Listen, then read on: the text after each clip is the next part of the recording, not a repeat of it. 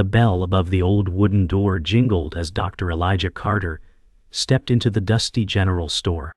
Sunlight streamed through the windows, casting long shadows across the narrow aisles packed with canned goods and dusty glass jars. He smiled politely, nodding to the elderly white shopkeeper behind the counter. "Good morning," Elijah said warmly. But the shopkeeper's expression turned instantly cold, his smile evaporating as if it had never existed. His eyes narrowed, lips tightening into a line. Elijah paused mid-step, his hand still resting on the door. The tension was immediate, invisible, but choking.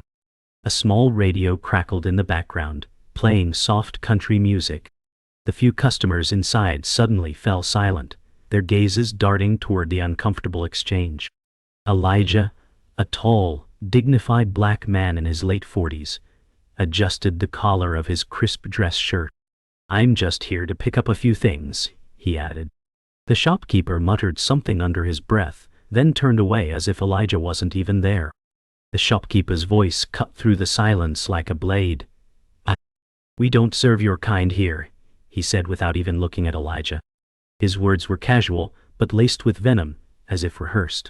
Elijah blinked slowly, absorbing the weight of the statement. One of the nearby customers coughed awkwardly, eyes darting away. Elijah's voice was calm but firm. "Excuse me?" he asked, still standing with quiet dignity.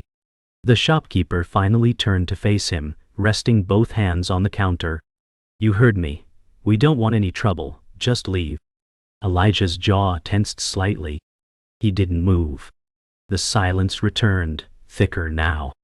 "I just want to buy some batteries," Elijah replied, his tone steady. The shopkeeper shook his head. "Try somewhere else." The tension in the store was unbearable.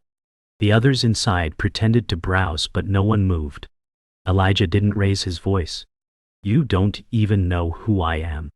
The shopkeeper scoffed. "Don't need to. I see enough." Elijah took a small step forward. "Why?" he asked, genuinely wanting to understand. His voice wasn't angry, it was measured, curious even. The shopkeeper laughed bitterly. "You people always got questions. Just go." Elijah tilted his head slightly. "You think I'm here to cause trouble?" he asked. "You think that's who I am?" The shopkeeper slammed a hand on the counter. "I said leave," he barked. A nearby glass jar rattled from the impact. Elijah remained still. "What if I told you I was born in this town, raised here, walked past this store 1,000 times as a boy?" The shopkeeper looked unmoved. "Don't care. Still don't want you here." The words burned, but Elijah didn't flinch. His silence spoke volumes. The room had gone so quiet, even the radio seemed to lower its volume. Suddenly, the shopkeeper raised his voice even louder. "Loitering's a crime in this town," he snapped. "If you're not buying, you're trespassing." Elijah gestured lightly toward the batteries behind the counter. "I told you, I'm here to buy something. You people always say that." The shopkeeper sneered. Elijah's jaw clenched, but he said nothing. The woman near the bread aisle shifted uncomfortably, glancing back and forth between them. Elijah turned slightly to look at her, catching her eye. She quickly looked away. The shopkeeper stepped around the counter now, more aggressive in posture. "Leave, now." Elijah didn't budge. He simply said, "This is how you treat your neighbors." The shopkeeper didn't respond. The question hung in the air like smoke. The white woman standing near the bread display remained frozen, her hands clutching a loaf. She looked back at Elijah, then to the shopkeeper, unsure. Her lips parted as if to say something, but nothing came out. Elijah's eyes met hers again, no anger, just weariness. She saw it. She felt it. The shopkeeper, now near Elijah, was fuming silently. But no one moved. The room had turned into a standoff. A battle without weapons. Just looks, breaths, and the painful history they carried. The woman slowly lowered the loaf of bread back to the shelf and took a small step backward. She didn't defend him. She didn't challenge the shopkeeper. She just disappeared into silence. Elijah turned back toward the counter and exhaled softly. He had seen this before. Too many times. Elijah walked away from the store with his head held high, though the pain settled in his chest like a stone. The warm afternoon sun cast long shadows along the sidewalk as he passed closed shops and sleepy windows. His footsteps echoed on the concrete, slow and steady, like someone used to carrying invisible weight. People on the street gave him passing glances, some curious, others indifferent. No one stopped him. No one asked what had happened. He reached his car, paused with his hand on the door handle, and looked back toward the store. For a moment his face reflected years of restraint, of battles fought with silence instead of fury. He took a long breath, opened the car door, and climbed in. Inside it was quiet, too quiet. He sat still for a moment, gripping the steering wheel as if anchoring himself. Then, slowly, he started the engine and drove off toward home, where the world would be quieter, but the burden just as heavy. At home, Elijah's teenage son Malik burst through the front door, dropping his backpack by the couch. "Dad, you back?" he called out. Elijah stood in the kitchen, hands wrapped around a warm mug of tea. "Yeah, I'm here," he answered. Malik entered, immediately sensing the shift in mood. "Something happened?" Elijah nodded slowly. "I went to Carson's store." Malik's face tightened. "Let me guess, they said something." Elijah gave a sad smile. "They said a lot, by saying very little." Malik sat at the table, fuming silently. "You always tell me to stay calm, to be better. But they keep treating us like we don't belong." Elijah walked over and sat beside him. "Because anger isn't the only answer. It burns fast, and then it's gone. But if you stay steady, people remember that." Malik asked, "Did it work?" Elijah hesitated. "Not today, but maybe someday." The silence between father and son wasn't empty. It was full of unspoken history. That night, Elijah sat alone in his study, surrounded by worn books, old photographs, and framed degrees. A quiet jazz record played softly in the background. He reached for a leather-bound album and opened it. Inside were photos of him as a boy, knees scuffed, eyes wide, full of dreams. One picture showed him at a science fair, standing next to a homemade rocket, a ribbon pinned to his shirt. Another showed him crying after being pushed off a swing by two older boys. The caption read, "Never let them define you." He ran a finger across the photo's edge, pausing. His voice broke the silence. "They said I'd never be more than trouble," he whispered. "That I didn't belong in their schools, their jobs, their world." He closed the album slowly. "And now I fund half their town." But he said it, not with pride, just quiet disbelief, tinged with fatigue. On the wall above Elijah's desk hung a framed certificate, Dr. Elijah Carter, Ph.D., in mechanical engineering. It sat next to a community service award and a faded newspaper clipping with the headline, "Local Sun Returns to Build Futures." He stared at them now, not with vanity, but with weariness. He had always believed that excellence would protect him, that if he worked hard enough, helped enough people, gave enough back, the world would see him for who he was. But today proved otherwise. He rose slowly from the chair and walked over to the wall, placing a hand against the glass of the frame. His reflection looked back at him, not the boy with dreams, but a man carrying their cost. "Still not enough," he muttered. "Still invisible." He turned off the lamp, casting the room into darkness, except for the soft light still illuminating the words, "Build Futures." Later, Elijah sat beside his wife Lena on their back porch. The night air was cool, filled with the chirp of crickets. She reached over, took his hand, and simply asked, "You okay?" He nodded but didn't speak. Lena had seen this look before, after job interviews, during news broadcasts, after Malik came home shaking from a random stop and search. She didn't need details to know the weight. "You always carry so much," she said softly. "Maybe too much." Elijah stared at the stars. "I don't fight because I'm afraid. I fight because I'm tired." Lena leaned her head on his shoulder. "Then maybe it's time someone else sees what you've carried. Maybe it's time they know who you are." He exhaled slowly. Maybe. For a long time they sat in silence, not because there was nothing left to say, but because love didn't need words. Outside the store, a teenager named Jasmine sat on a bench, scrolling through her phone. She had seen the entire incident through the window. As Elijah exited, expression stoic and controlled, she hesitated, then hit record, and quietly followed him from a distance. She captured him walking toward his car, the store sign looming in the background. She added a caption, "This man just got turned away for being black, in our town, in 2025. Her hands shook as she hit upload. Within minutes, the post exploded. Notifications poured in. Comments, shares, tags. Jasmine sat stunned, watching the numbers rise like a flood. Her friend called her immediately. "Did that really happen?" Jasmine whispered. "I saw it with my own eyes." Her stomach churned. This wasn't some distant headline. This was home. And now, the whole world was watching.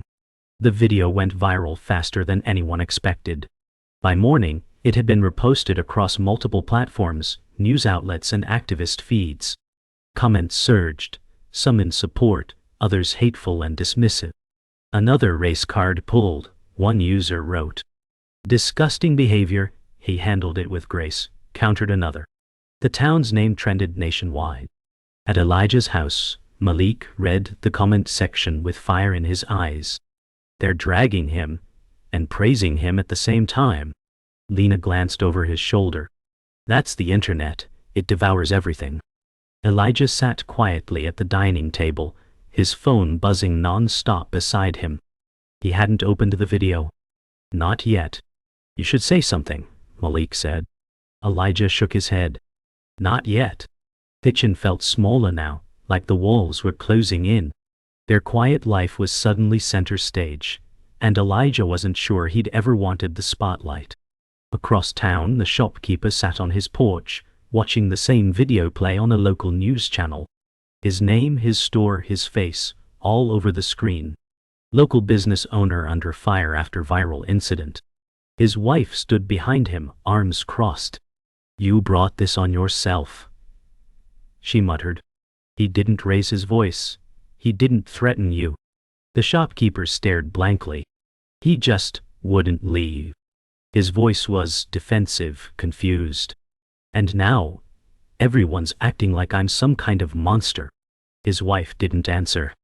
The anchor on TV announced that civil rights groups were calling for a boycott. His shoulders slumped. "This'll ruin us," he whispered. For the first time he looked scared, not angry, not righteous. Just afraid. As the camera zoomed on Elijah's calm face in the video, the shopkeeper turned away, unable to watch. The local community didn't stay quiet. Within 48 hours, a group of young activists, led by Jasmine and her friends, began organizing a peaceful protest. They printed signs, wrote press releases, and created a petition demanding accountability.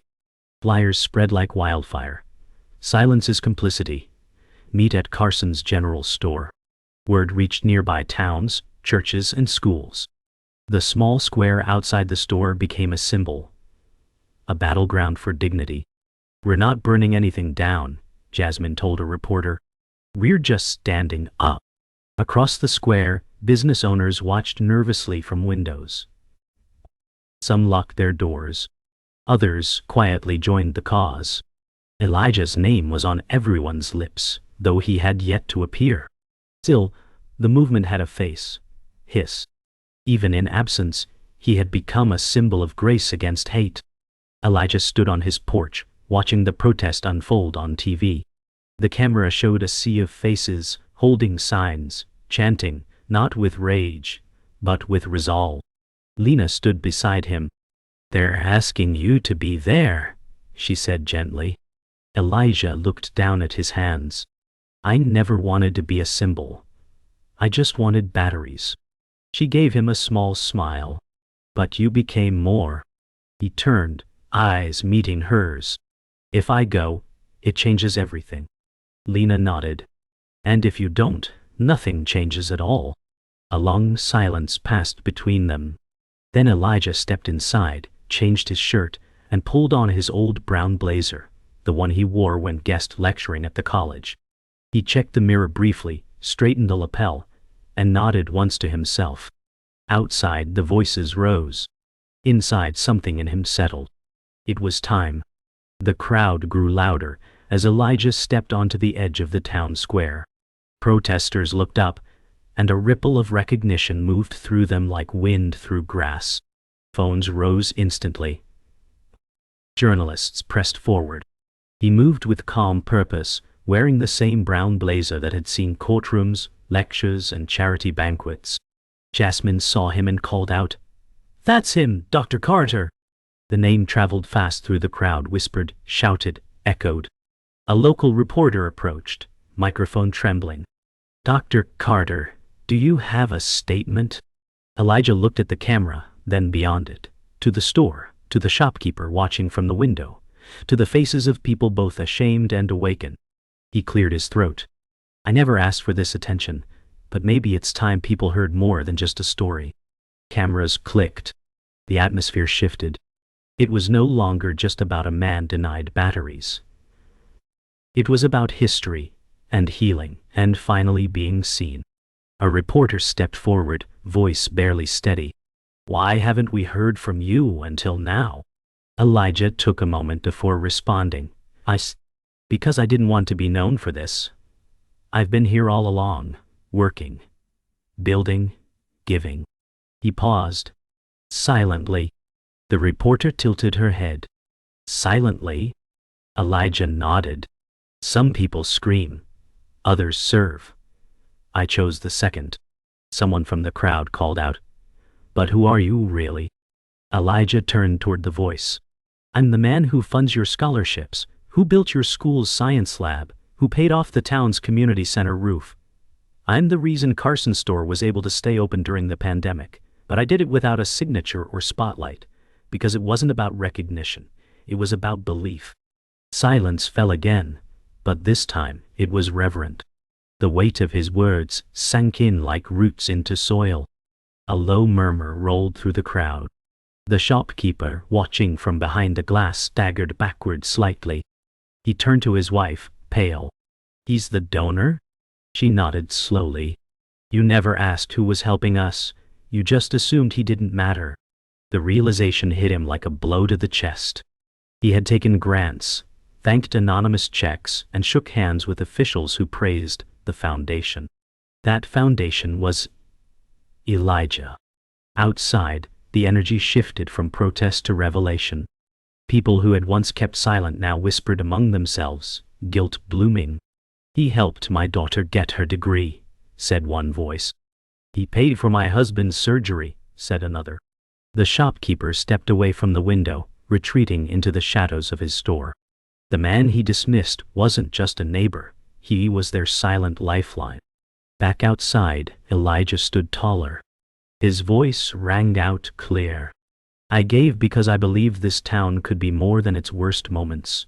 I stayed because I believed change starts at home." His gaze swept across the crowd. "But now I see, silence doesn't heal. It hides." He paused, letting the moment breathe. "I've watched too many people be treated like shadows, forgotten, ignored. And I thought if I worked harder, achieved more, gave more, I'd be different. But today I was reminded, I'm still seen as less, unless I speak." A soft murmur of emotion rippled through the listeners. Elijah continued, "So today, I'm not just a donor. I'm not just a neighbor. I'm a man demanding dignity, not just for me, but for everyone you've overlooked." Applause rose slowly, then built into a powerful wave. The moment cracked something open. A few townspeople stepped forward, teachers, business owners, parents. One by one they began to speak.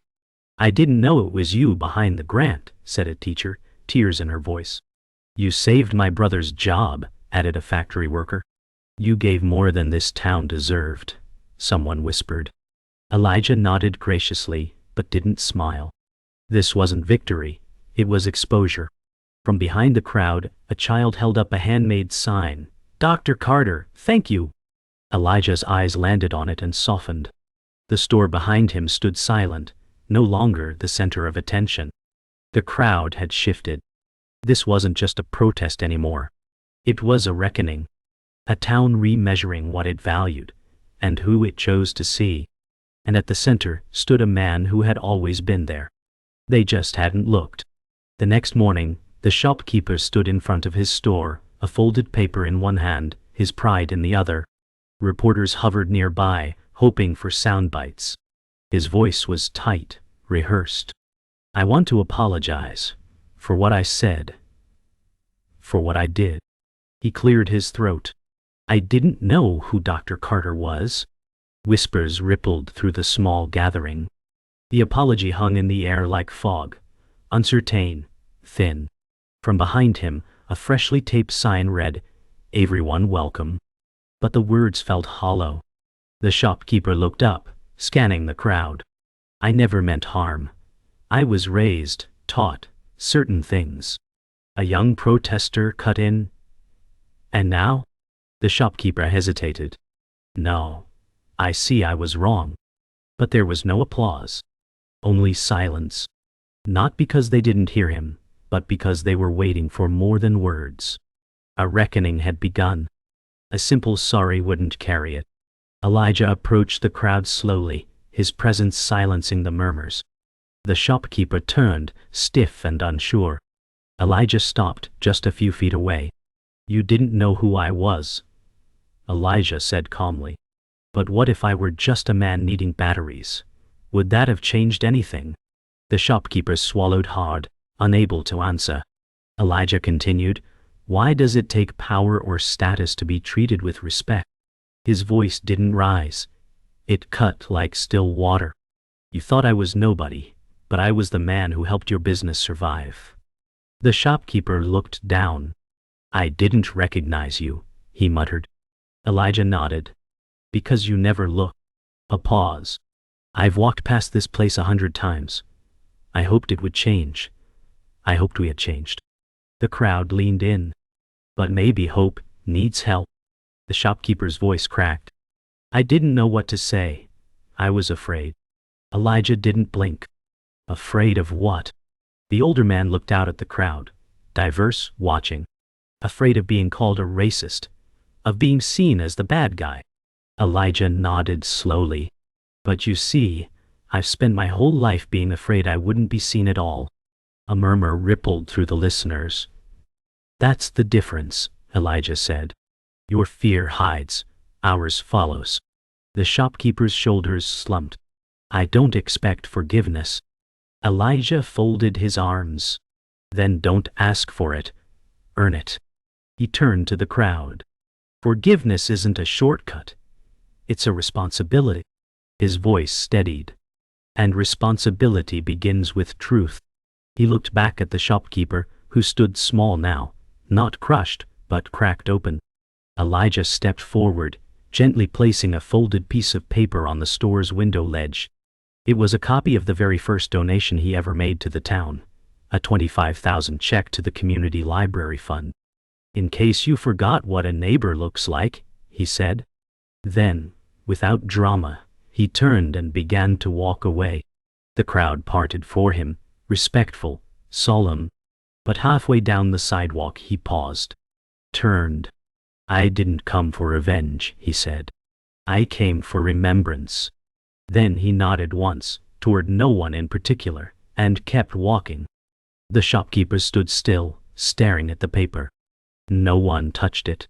It was more than a receipt. It was a mirror. And the reflection it offered was not of Elijah, but of everyone who had chosen to look away.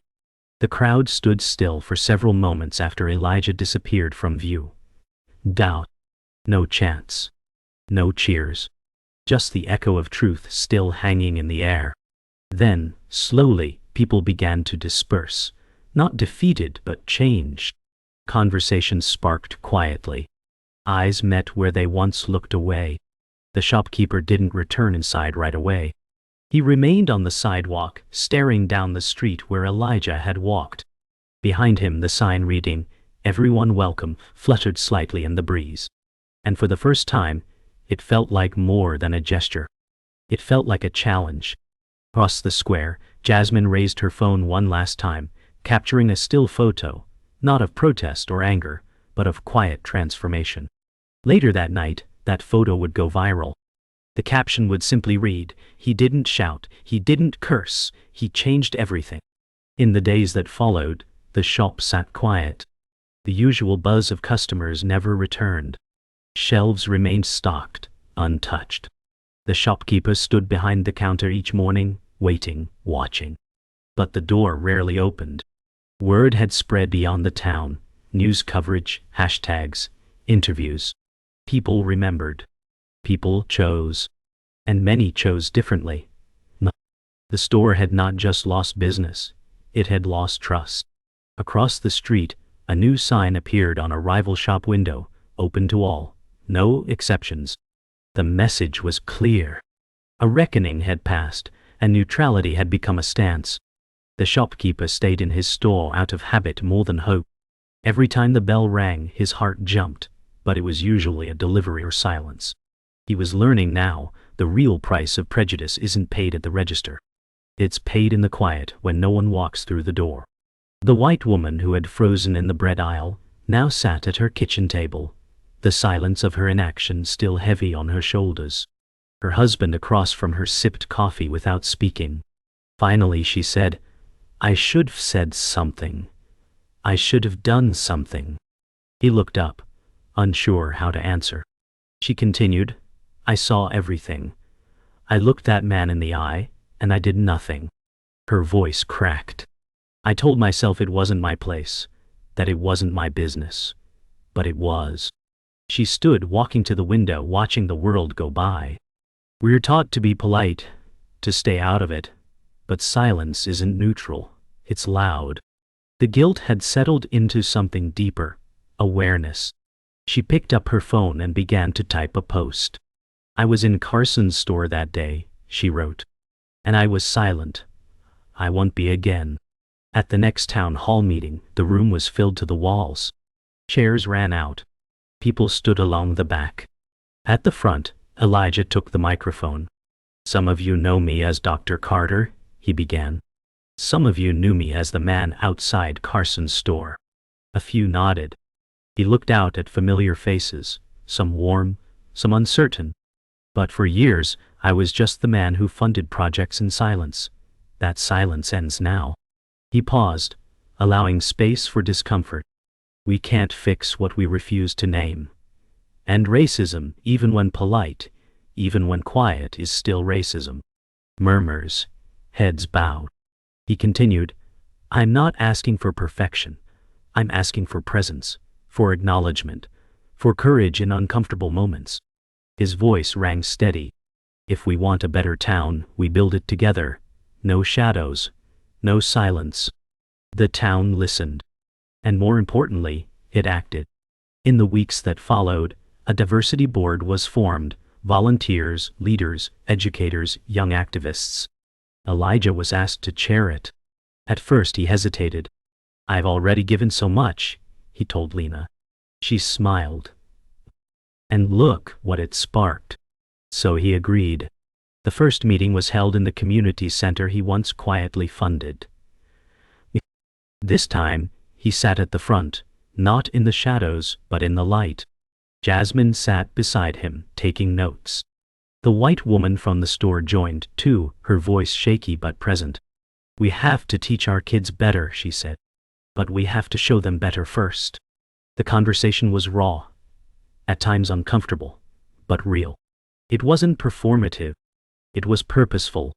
And Elijah, once invisible, had become the compass guiding them forward.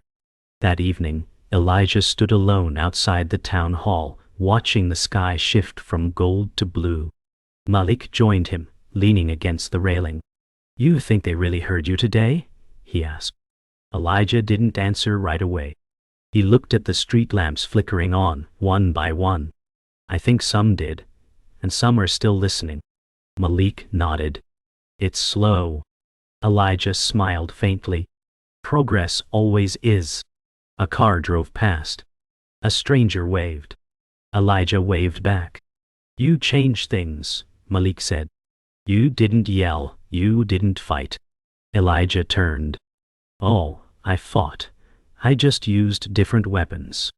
Malik chuckled. "Think it'll stay changed?" Elijah looked at him carefully. "Only if your generation doesn't stop." The boy nodded again, quieter this time. 2 generations stood side by side, facing the same street, but carrying the weight differently. Hope didn't live in answers.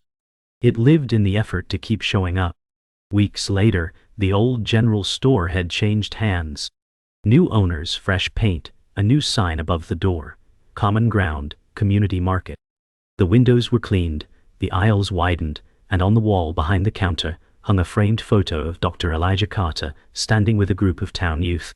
Below it, a quote in bold letters: "Everyone deserves to be seen." Customers now walked through the door without hesitation. Smiles came easier. The new manager, a young woman named Alondra, greeted every person with warmth, no matter their background. What was once a place of exclusion had transformed into something hopeful. But the walls still whispered history. And the community, though healing, had not forgotten. The new store wasn't just a shop, it was a statement. An answer to a question many hadn't dared ask until now. What does it look like when a town chooses change? Outside the store, Elijah and Malik walked side by side, dressed casually.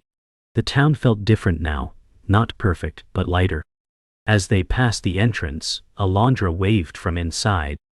Elijah tipped his head with a smile, and Malik followed with a wave of his own. They paused near the same spot where it all began. "Strange," Malik said. "It doesn't feel heavy anymore." Elijah looked at him. "That's because you're not carrying it alone." Malik kicked at a loose pebble, thoughtful. "Do you think people really change?" Elijah exhaled. Sometimes they just wake up. And that's a kind of change too." They kept walking, the new store behind them. Other people passed. Some smiled. Some nodded. And for once, none looked away. The street that once turned cold had started to warm. As they continued their walk, Malik's voice grew quieter. "You ever think about leaving, starting over somewhere that doesn't need fixing?" Elijah looked ahead for a long beat. "I did, more than once." Malik glanced up. "So why stay?" Elijah stopped walking, turning to face his son. "Because if all the good leaves, what's left?" Malik nodded slowly. The answer hit deeper than he expected. "You didn't just stay," he said. "You built something." Elijah smiled faintly. "I tried, and now it's your turn." Malik looked ahead, past the streets and stores, into something bigger. "You think I'll do okay?" Elijah didn't hesitate. "You'll do more than okay. You'll do better." It wasn't just belief. It was blessing. The kind passed from one generation to the next, not with ceremony, but with simple, steady truth. The sun dipped lower as the father and son resumed walking. Their steps were slow, unhurried. Malik's expression shifted. Less burdened, more curious. "What now?" he asked. Elijah smiled. "Now we keep showing up, keep doing the work." A group of children rode by on bikes, laughter filling the street. One boy waved at Elijah. "Hey, Dr. Carter," he shouted. Elijah raised a hand in return. "You're a bit of a celebrity now," Malik teased. Elijah chuckled. "Only because people finally stopped looking away." They turned the corner, the world stretching out in front of them. The road was long, and the work unfinished. But for the first time in a long time, it felt possible. Not perfect, not painless, but real. And real was enough to keep walking. As the last light dipped behind the rooftops, Malik asked, "Will it ever really change?" Elijah didn't stop walking. "Only if we keep showing up." Those 6 words carried generations of pain, of perseverance, of purpose. Behind them the town glowed quietly, no longer hiding. Ahead, the road wound through trees, then disappeared over a soft hill. The father and son walked into the horizon, not as heroes, not as martyrs, but as two black men choosing to believe in better. No score played. No flags waved. Just footsteps. Just presence. And in that final moment, a truth lingered like the last light of day. Change doesn't come from shouting at darkness. It comes from walking through it, again and again, until it gives way to dawn.